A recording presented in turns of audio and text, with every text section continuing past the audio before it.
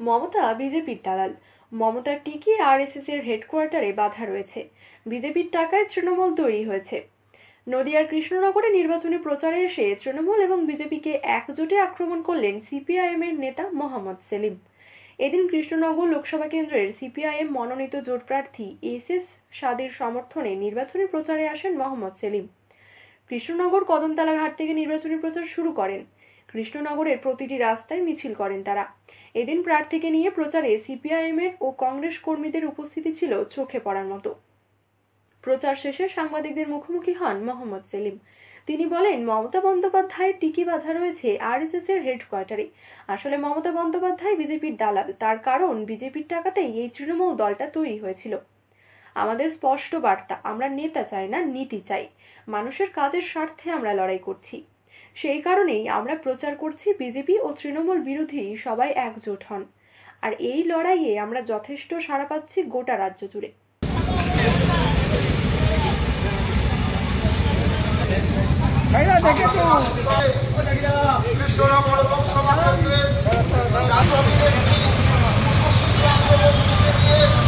আছে, খেতে খামারে আছে, কলে কারখানায় আছে, বেকার যুবদের লড়াইতে আছে, শ্রমিকদের মধ্যে আছে।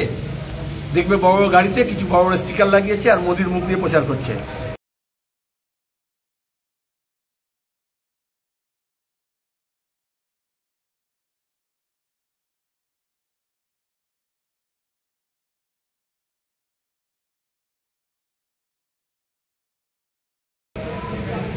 ইকোনমিক্স একটা কথা আছে, ল অফ ডিমিনিশিং রিটার্ন।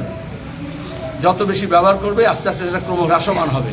এখন মোদির ছবি দেখলে লোকের রাগ হচ্ছে, কারণ রুটি রুজির প্রশ্ন এবং মূল্যবৃদ্ধির প্রশ্ন সামনে চলে আসে। যেখানে দাঁড়িয়ে 26,000 চাকরি বাদ। ममता जी बोल रही है कि कम्युनिस्ट और कांग्रेस अभी इतिहास हो गया है। इट वॉज मैं अभी पत्रकार को बोला कि इतिहास की बात मत करो, वर्तमान की बात करो। দাদা আপনি কিছু বলুন না, বর্তমানে আপনাদের কি রকম আপনার পজিশন? বর্তমানে আমরা গোটা দেশে আরএসএস এর মোদী সরকারকে উৎখাত করার জন্য চেয়েছিলাম সবাই এক কাট্টা হোক, কিন্তু যেহেতু মমতার টিকি বাধা আছে আরএসএস এর হেডকোয়ার্টারে, তৃণমূল কংগ্রেস তৈরি হয়েছিল বিজেপির টাকায় এবং আরএসএস এর পরিকল্পনায়। তারপরে যারা বিজেপির লোকজন ছিল তারা সব তৃণমূলে ঢুকে গেছিল, আরএসএস কাটার ছিল, মমতাকে আরএসএস দুর্গা সাজানো হয়েছিল। এখনো ক্ষোভ থেকে বার করা হয় যখন তার প্রয়োজন হয়।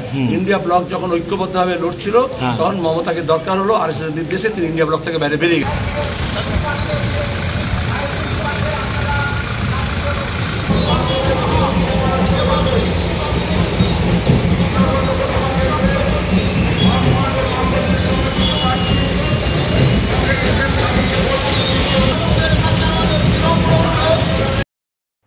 নদিয়া থেকে মাধব দেবনাথের রিপোর্ট, আনন্দ বার্তা।